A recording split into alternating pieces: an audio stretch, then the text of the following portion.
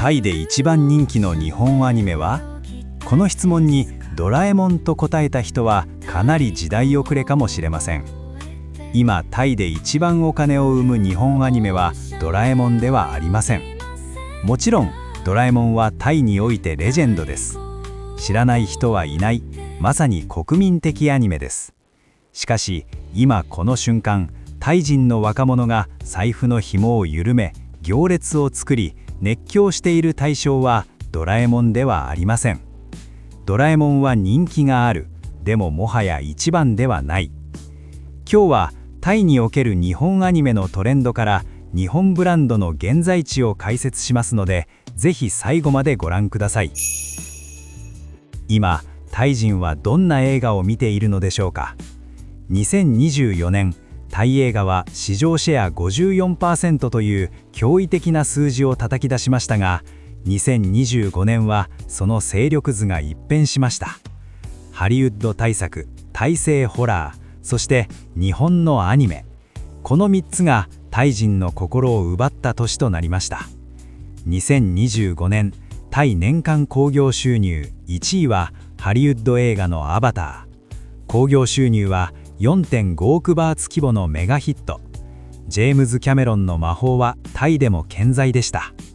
2位はタイの国民的ホラーシリーズ T オッド3で、こちらも 4.5 億バーツ規模のメガヒット。タイ人は無類のホラー好きです。ホラー映画はハリウッド大作と肩を並べる強力な武器なのです。そして3位が日本でも空前の大ヒットとなった劇場版鬼滅の刃無限上編で、こちらは興行収入が3億バーツ規模、約15億円を超え、日本アニメとして前人未到の領域へ到達しました。タイの経済規模や映画のチケット単価を考慮すると、これは日本における興行収入100億円突破に匹敵するまさにメガヒットです。このトップ3に続くのはジュラシック・ワールド・リバースやディズニー実写版リロ&スティッチといったハリウッド勢。一方で2024年の躍進とは裏腹に、2025年に1億バーツの壁を越えたタイ映画は T オッド3や民間伝承をベースにしたザ・レッド・エンベロープなどごく一部のホラー作品に限定されました。鬼滅の刃はタイ国内の日本アニメ映画歴代興行収入でもダントツの1位を記録。2位も2020年に公開された鬼滅の刃無限列車編で、興行収入は約 1.25 億バーツ。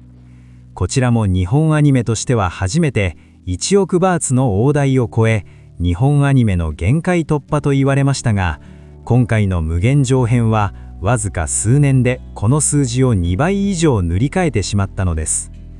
歴代3位の君の名はが約4400万バーツですから、いかに鬼滅が別格の人気であるかがお分かりいただけるでしょう。同じく2025年に公開された人気の定番ドラえもんはどうだったのか。タイ人はみんなドラえもんが大好き。これは間違いではありません。しかし興行収入という経済的熱量で見ると、そのイメージもアップデートする必要があります。2025年の最新作ドラえもんのび太の絵世界物語の興行収入は1000万から1500万バーツ前後と推計され、鬼滅の刃には遠く及びませんでした。それどころか2014年にタイで社会現象となり、歴代でも4位に輝く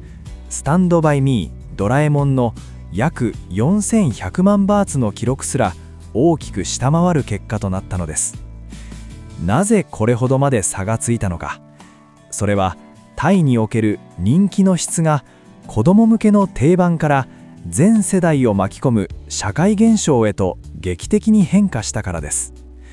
かつて日本アニメは子どもがテレビで見るものでした。しかし今は若者や大人が劇場の大画面で特別な体験として共有するものへと進化したのです。ドラえもんはタイ人にとっての親友であり安心感です。しかし鬼滅の刃はタイ人にとっての熱狂であり、文化的なステータスになりました。タイにおける日本コンテンツの覇権は、単なるキャラクター人気から圧倒的な映像美とドラマ性を持つハイエンドなエンターテインメントへとシフトしました。3億バーツという数字が証明したのは、タイの市場にはまだ伸びしろがあるということです。日本のアニメがタイの若者の心をつかみ、ハリウッド大作と肩を並べて戦う。この3億バーツという数字は、これからの日本ブランドが海外でどう戦うべきか、その答えを指し示しているのかもしれません。ここであなたに質問です。タイで映画を1本見るのにいくらかかると思いますか？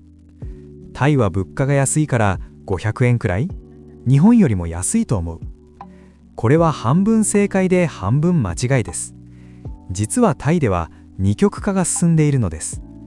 バンコクのターミナル21や MBK では200バーツ程度、日本円で約1000円。地方都市に行くと150から180バーツ程度とさらに安くなります。その一方で、バンコク中心部サイアムパラゴンやエムクオーティエにある最新シネコンでは、通常席でも300から350バーツ、1500から1750円で日本とさほど変わらなくなります。そして鬼滅の刃のようなアクション大作を最高の環境で楽しむための IMAX や 4DX といったプレミアムシートになると500バーツ、約2500円。さらにラグジュアリアスな席もあり、これらはカップルシートで600から1000バーツ、中には1ペアあたり2000から4000バーツ、実に1万から2万円なんてびっくりする金額の映画館もあるのです。それではこの500バーツという数字、タイ人の生活感覚ではどれほどの重みがあるのか。タイの一般的な屋台やフードコートでの食事が1食50から70バーツ、250から350円。つまり映画1本を見ることは屋台の食事7から10回分を一度に支払うとても贅沢なエンタメなのです。つまり彼らは日常を削ってでも見たい作品にしかお金を使っていないのです。2500円のチケット、これを日本の感覚に当てはめると映画1本に5000円6000円払っているようなものです。これはもはや娯楽の域を超え、日本アニメが人生の優先順位の上位に位置しているということなのです。ドラえもんは家族の日常ではありますが、もはや安価な配信やテレビにおける選択肢であり、映画館でお金を払ってまで見るものではなくなりつつあります。一方で鬼滅の刃は違います。高いお金を払って最高の環境で推しを拝む。タイ人にとって高いチケット代を払って映画館で見ることはもはや参拝やイベントに近い感覚なのです。さらに熱狂を加速させているのがタイ独自のファンスクリーニングという上映会です。アクリルスタンド、T シャツ、シリアルナンバー入りカードなど限定の豪華特典がセットになったこのチケットは800バーツから1500バーツ、4000から7500円という現地の物価としてはとても高値で販売されます。しかし驚くべきことに、これらのチケットは発売開始直後に完売するのです。彼らは作品を見るためだけに行っているのではありません。その特別な空間にいる自分、そして希少なグッズを手に入れた自分を誇示するために高額な対価を支払っているのです。特にこの市場を支えているのが20代30代女性の推し活消費です。最新の市場調査ではタイ人女性の約 65% がアニメに関心を持ち、そのうちの多くが特定のキャラクターを推しとして熱烈に応援しています。彼女たちにとってアニメキャラはもはや単なるイラストではありません。現実のアイドル、あるいはそれ以上の存在です。彼女たちはキャラクターのイメージカラーに合わせたコーデで映画館へ行き、フォトスポットの前で撮影した写真や動画を TikTok や Instagram にアップします。ここで重要なのはタイ人女性の恋愛観との親和性です。タイ人女性は情熱的で、好きなものに対しては徹底的に尽くす傾向があります。その愛の矛先が今や日本アニメに向けられているのです。彼女たちの SNS は名刺代わりのようなもの。限定グッズに高いお金を払うほど、この作品の熱烈ファンであるという自己肯定感とセルフブランディング。これこそが高額なチケット代を厭わない動機となっています。もしあなたがタイ人女性と深い関係を築きたいのであれば、ドラえもんを知っているだけでは不十分です。どのキャラクターが好き？あの作品のあのシーンすごかったよね。そうした一歩踏み込んだ会話ができるかどうかが、あなたの文化的信頼度を左右する時代なのです。逆に言えば、これらの作品を知っているだけで一気に距離が縮まることも珍しくありません。タイではアニメが恋愛を深めるきっかけになることもあるのです。さて、ここまでドラえもんより鬼滅が強いという話をしてきましたが、これはドラえもんが衰退したという意味ではありません。タイにおける日本文化は極めて強固な二層構造になっています。一層目はドラえもん、クレヨンしんちゃん、一休さんといった土台です。これらは数十年かけてタイ人社会に溶け込み、日本に対する親近感と安心感を醸成してきました。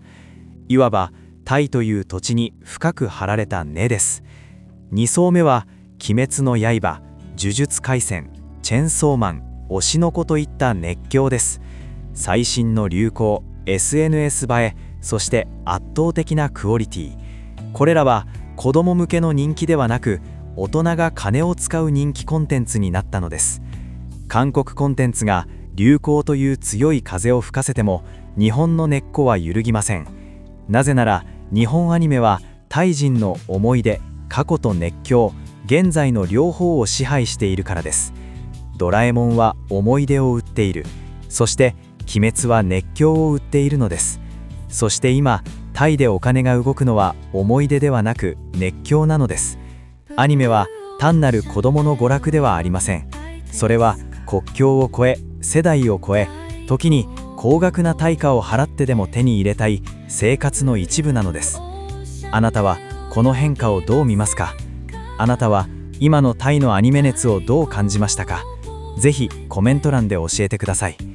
この内容が参考になったという方は今後の発信の励みになりますので、チャンネル登録、いいね、ハイプをお願いいたします。最後までご視聴いただきありがとうございました。